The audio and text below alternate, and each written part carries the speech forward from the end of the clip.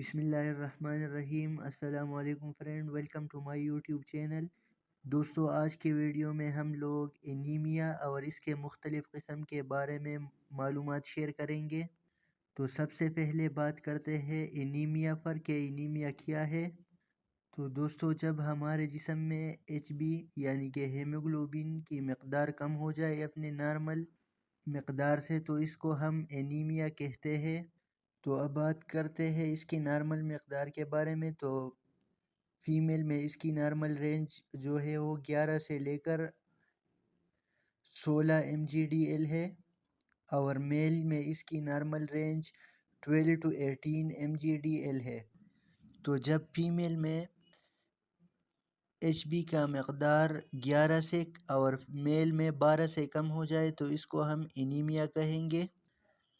تو جب H P کی مقدار 9 سے لے کر 11 mgdl ہو تو اس کو ہم مائلڈ انیمیا کہتے ہیں، اور جب 8 سے لے کر 9 تک تو اس کو ہم ماڈریٹ انیمیا کہیں گے، اور جب 8 سے نیچے ہو تو اس کو ہم سیویئر انیمیا کہیں گے۔ تو دوستو، انیمیا کے مختلف وجوہات ہوتے ہیں، جیسا کہ iron deficiency, vitamin deficiency, chronic blood loss یا پریگننسی بھی ہو سکتی ہے۔ تو یہ تھا انیمیا کا ڈیفینیشن۔ اب ہم انیمیا کے مختلف اقسام پر بات کرتے ہیں۔ تو یہ ہمارے پاس آئرن ڈیفیشنسی کے مختلف قسمیں ہیں۔ اس میں iron deficiency anaemia, vitamin deficiency anaemia, sickle cell anaemia, haemolytic anaemia, aplastic anaemia. تو آئیے اب ہم اس کو ون بائی ون ڈسکس کریں گے۔ سب سے پہلے آئرن ڈیفیشنسی انیمیا کو ڈسکس کریں گے کہ اس کے کازز اور سمٹم کیا ہے۔ تو آئرن ڈیفیشنسی انیمیا یہ ایک کامن ٹائپ آف انیمیا ہے، اور جیسا کہ نام شو کر رہا ہے آئرن، تو اس انیمیا میں ہمارے جسم میں آئرن کی کمی واقع ہو جاتی ہے، اور جب ہمارے خون میں آئرن کی کمی واقع ہو جائے تو ہمارا خون وہ سبسٹانس پروڈیوس نہیں کر پاتا جس سے کہ وہ ہمارے جسم میں آکسیجن کو کیری کرے، تو جس سے ہمارے جسم کے مختلف حصوں کو آکسیجن نہیں پہنچ پاتا۔ تو جب ہمارے جسم کے مختلف حصوں کو آکسیجن نہیں پہنچے گا تو اس سے ہمیں شارٹیج آف بریتھنگ ہو سکتی ہے۔ تو یہ تھا آئرن ڈیفیشنسی انیمیا۔ اب ہم بات کرتے ہیں اس کے کازز کے اوپر کہ اس کے کازز کیا ہے۔ تو آئرن ڈیفیشنسی انیمیا کے سمٹم میں فٹیگ، ویکنیس، پیل سکن، چیسٹ پین، ہیڈ ایک اور پور ایپیٹائٹ ہو سکتا ہے۔ تو سمٹم کے بعد اب آتے ہیں اس کے کازز کی جانب کہ آئرن ڈیفیشنسی انیمیا کے کازز کیا ہے، وجوہات کیا ہے۔ تو کازز میں سب سے پہلے بلڈ لاس آتا ہے۔ تو جیسا کہ ہم لوگوں کو پتہ ہے کہ ہمارے خون میں آئرن پایا جاتا ہے، تو جب ہمارے جسم سے بلڈ لاس ہوگا تو اس میں آئرن بھی ہوتا ہے، تو ڈیفینیٹلی آئرن بھی ہمارے جسم سے لاس ہوگا، اور جب آئرن لاس ہوگا تو ہمیں آئرن ڈیفیشنسی ہو جائے گی۔ دوسرے نمبر پر lack of iron in diet, جب ہمارے خوراک میں آئرن کی کمی ہو تو ہمیں آئرن ڈیفیشنسی ہو سکتی ہے۔ اور جیسا کہ ہمیں پتہ ہے کہ آئرن جو ہے وہ میٹ، ایگ اور ویجیٹیبل میں پایا جاتا ہے، تو ہمیں میٹ، ایگ اور ویجیٹیبل کو اپنے خوراک میں شامل کرنا چاہیے تاکہ ہمیں آئرن ڈیفیشنسی نہ ہو جائے۔ تیسرے نمبر پر inability to absorb nutrient, جیسا کہ ہمیں پتہ ہے کہ ہمارا خون خوراک سے نیوٹرینٹ ایبزارب کرتا ہے اسمال انٹسٹائن میں یا لارج انٹسٹائن میں۔ تو جب ہمارے انٹسٹائن میں کوئی پرابلم ہوگا تو مختلف قسم کے نیوٹرینٹ ایبزارب نہیں ہوں گے، جس سے آئرن ڈیفیشنسی انیمیا ہو سکتی ہے۔ تو یہ تھا آئرن ڈیفیشنسی انیمیا۔ اب ہم دوسرے ٹائپس وٹامن ڈیفیشنسی انیمیا پر بات کریں گے۔ تو وٹامن ڈیفیشنسی انیمیا میں ہمارے جسم میں وٹامن کی کمی واقع ہو جاتی ہے۔ تو جب وٹامن کی کمی واقع ہو جائے تو اس وجہ سے ہمیں انیمیا ہوتا ہے، جسے ہم وٹامن ڈیفیشنسی انیمیا کہتے ہیں۔ اب اس کی سمٹم پر بات کرتے ہیں۔ تو سمٹم میں سب سے پہلے fatigue, weight loss, irregular heart breath, shortness of breath شامل ہے۔ اب اگر اس کی کازز پر بات کریں تو مینلی میٹ، ایگ اور ملک میں پایا جاتا ہے۔ تو جب ہم ان غذاؤں کو اپنی خوراک میں شامل نہیں کریں گے تو ہمیں وٹامن ڈیفیشنسی ہو سکتی ہے۔ دوسرے نمبر پر انٹسٹائنل پرابلم ہو سکتی ہے، جیسا کہ ہم نے آئرن ڈیفیشنسی انیمیا میں کہا تھا کہ ہمارے انٹسٹائن جو ہے یہ وٹامن کو ایبزارب کرتے ہیں، تو جب وہاں پہ مسئلہ ہوگا تو وٹامن ایبزارب نہیں ہوں گے بلڈ میں، تو جب وٹامن ایبزارب نہیں ہوں گے تو اس سے ہمیں وٹامن ڈیفیشنسی انیمیا ہو سکتی ہے۔ اس کے علاوہ فرنیشیس انیمیا بھی ہو سکتی ہے، جہاں پر ہمارے اسٹامک میں وٹامن B12 کی ایبزارپشن نہیں ہوتی، تو اس وجہ سے بھی ہمیں وٹامن ڈیفیشنسی انیمیا ہو سکتی ہے۔ تو یہ تھا وٹامن ڈیفیشنسی۔ تو وٹامن ڈیفیشنسی انیمیا پر بات کرنے کے بعد اب سکل سیل انیمیا کی طرف آتے ہیں۔ تو سکل سیل انیمیا ایک انہیریٹڈ بلڈ ڈس آرڈر ہے جو کہ ہمارے آر بی سی کے شیپ کو افیکٹ کرتا ہے۔ نارملی آر بی سی کا سٹرکچر یا راؤنڈ یا اوول شیپ کا ہوتا ہے، اور سکل سیل کا سٹرکچر بالکل 2-3 دن کا چاند جو ہوتا ہے بالکل اسی طرح ہوتا ہے۔ تو اب میں آپ لوگوں کو ایگزامپل سے سمجھاتا ہوں کہ کیوں سکل سیل میں انیمیا ہو جاتا ہے۔ تو آپ لوگ یہ دو سٹرکچر دیکھ رہے ہیں، ایک میں ہم نے بلڈ ویزلز جو ڈرا کی ہے، اس میں آر بی سی نارمل ہے، اور دوسرے بلڈ ویزلز میں آر بی سی جو ہے وہ سکل سیل ہے۔ تو جیسے ہم نے پہلے کہا تھا کہ نارمل آر بی سیز جو ہے یہ فلیکسیبل ہوتے ہیں اور سکل سیل ریجٹ ہوتے ہیں۔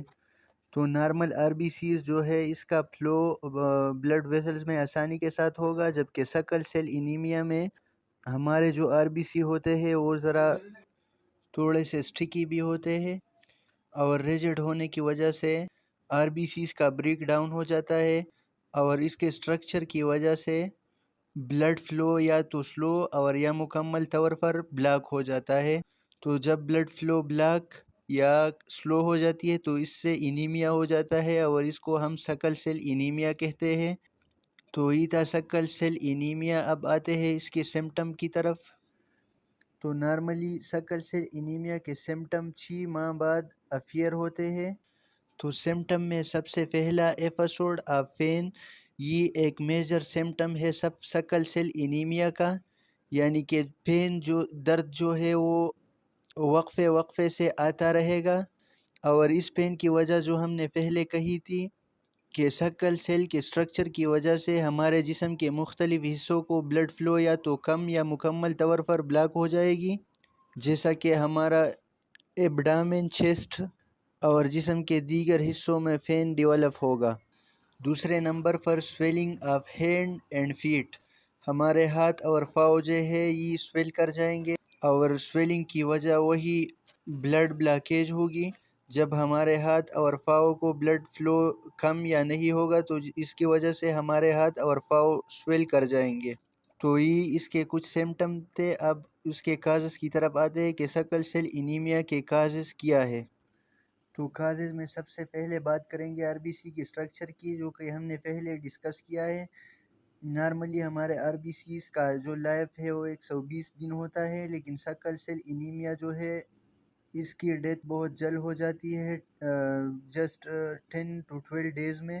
تو جب آر بی سیز جلدی ڈائی ہوں گے، اس کی وجہ سے انیمیا کریٹ ہوگا، اور اس انیمیا کو ہم سکل سیل انیمیا کہیں گے۔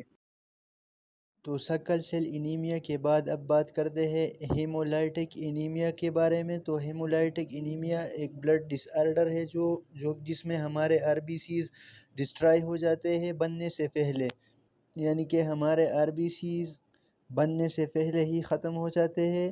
تو اس destruction of R B C کو ہم ہیمولائسس کہتے ہیں۔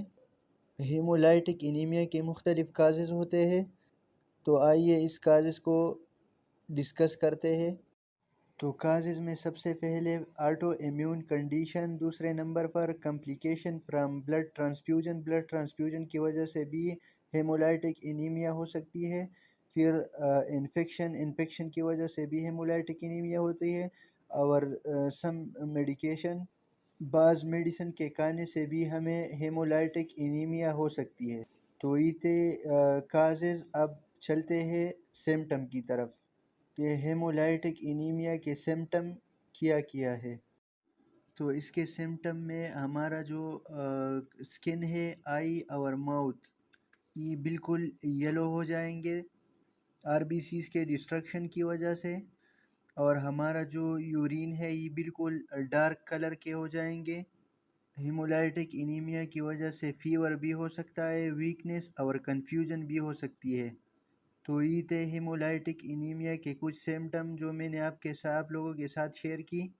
تو یہ تھے ہیمولائٹک انیمیا کی کچھ انفارمیشن جو میں نے آپ لوگوں کے ساتھ شیئر کی۔ تو ہیمولائٹک انیمیا کے بعد اب بات کرتے ہیں ایپلاسٹک انیمیا پر۔ تو ایپلاسٹک انیمیا ایک ایسی کنڈیشن ہے جب ہمارا جسم نئے خلیے بنانا بند کرے یا نئے سیل بنائے، نئے خلیے بنائے لیکن کم مقدار میں، تو اس کی وجہ سے ہمیں انیمیا ہوتا ہے، اور اس انیمیا کو ہم ایپلاسٹک انیمیا کہتے ہیں۔ دوستو، ایپلاسٹک انیمیا کسی بھی عمر میں ہو سکتا ہے۔ ایپلاسٹک انیمیا کے مختلف کازز وجوہات ہوتے ہیں، تو آئیے ان وجوہات کو ڈسکس کرتے ہیں کہ وہ وجوہات کون کون سے ہیں۔ تو کازز میں سب سے پہلے نمبر پر ریڈیشن اور کیمو تھراپی ہے۔ کیمو تھراپی جو کہ ہم کینسر سیل کو ختم کرنے کے لیے کرتے ہیں۔ تو بعض اوقات ہمارے جسم میں اسٹیم سیل ہوتے ہیں جو کہ نئے سیل کو پروڈیوس کرتے ہیں، تو ان کینسر سیل کو ختم کرنے کے لیے ہم جو کیمو تھراپی کرتے ہیں، بعض اوقات اس سے ہمارے جو نارمل سیلز ہوتے ہیں وہ بھی افیکٹ ہوتے ہیں، جس کی وجہ سے انیمیا کاز ہوتا ہے، اور اس انیمیا کو ہم ایپلاسٹک انیمیا کہتے ہیں۔ دوسرے نمبر پر اپنے آپ کو ٹاکسک کیمیکل کی طرف ایکسپوز کرنا۔ جب ہم ٹاکسک کیمیکل کو یوز کرتے ہیں، جیسا کہ انسیکٹیسائڈ ہو گئے، فنگی سائڈ ہو گئے، اور اپنے آپ کو ان کیمیکل کی طرف ایکسپوز کرتے ہیں، تو ہمارے جسم کے اسٹیم سیل کو افیکٹ کرتے ہیں، جس کی وجہ سے ہمارا جسم جو ہے وہ نئے سیل ڈیولپ کرنا بند کر دیتا ہے یا کم کر دیتا ہے، جس کی وجہ سے انیمیا ہوتا ہے، اور اس انیمیا کو ہم ایپلاسٹک انیمیا کہتے ہیں۔ تیسرے نمبر پر یوز آف سرٹن میڈیکیشن، کچھ میڈیسنز جو ہم استعمال کرتے ہیں اس سے بھی ہمیں ایپلاسٹک انیمیا ہو سکتا ہے، اور خاص طور پر وہ میڈیسنز جو ہم آرتھرائٹس کے لیے استعمال کرتے ہیں وہ بھی ہمارے جسم کے اسٹیم سیل کو افیکٹ کرتے ہیں۔ تو کچھ میڈیسنز کے استعمال سے بھی ہمیں ایپلاسٹک انیمیا ہو سکتا ہے۔ پھر اس کے بعد وائرل انفیکشن کی وجہ سے بھی ہمیں ایپلاسٹک انیمیا ہو سکتا ہے، اور خاص کر وہ وائرل انفیکشن جو ہمارے بون میرو کو افیکٹ کرتے ہیں۔ تو بون میرو جب افیکٹ ہوتا ہے تو وہاں پر نیو سیل نہیں بنیں گے، اور جب نیو سیل نہیں بنیں گے تو اس وجہ سے ہمیں انیمیا ہوگا، اور اس انیمیا کو ہم ایپلاسٹک انیمیا کہیں گے۔ تو یہ تھے ایپلاسٹک انیمیا کے کچھ کازز، لیکن سب سے اہم کاز جب ہمارا ایمیون سسٹم اسٹیم سیل پر اٹیک کرتا ہے بون میرو میں، اور اسٹیم سیل کو ڈیمیج کرتا ہے، تو اس سے انیمیا ہوتا ہے، اور اس کو ہم ایپلاسٹک انیمیا کہتے ہیں، اور یہ سب سے مین کاز ہے ایپلاسٹک انیمیا کا، جب ہمارا ایمیون سسٹم اسٹیم سیل پر اٹیک کرے۔ تو کازز کے بعد اب بات کرتے ہیں سمٹم پر۔ تو سمٹم میں سب سے پہلے پیل سکن، چونکہ ہمارے جسم میں خون کی کمی ہوگی تو جس سے ہمارا سکن جو ہے وہ فیل نظر آئے گا۔ دوسرے نمبر پر شارٹنس آف بریتھ، جب بلڈ کم ہوگا تو آکسیجن کی کمی ہوگی جس سے ہمیں شارٹنس آف بریتھ ہو سکتی ہے۔ تیسرے نمبر پر nose bleed and bleeding gums, ہمارا جو ناک ہے اس سے بھی خون بہے گا، اور ہمارے جو مسوڑے ہیں اس سے بھی خون نکلے گا۔ پھر اس کے بعد فریکوینٹ اور پرولانگ انفیکشن ہمیں بار بار ہوگا، اور جب ہوگا تو وہ پرولانگ ہوگا، اس کی جو ڈیوریشن ہے وہ بھی لانگ ہوگی۔ تو یہ تھے ایپلاسٹک انیمیا کے سمٹم جو ہم نے ڈسکس کیے۔ تو یہ تھا آج کا ہمارا ٹاپک انیمیا اور انیمیا کے مختلف اقسام۔ امید کرتا ہوں آپ لوگوں نے بہت کچھ سیکھا ہوگا، لیکن اگر پھر بھی کوئی مسئلہ ہو تو وہ آپ کمنٹ سیکشن میں پوچھ سکتے ہیں، اور ہمارے یوٹیوب چینل کو سبسکرائب کریں۔ شکریہ۔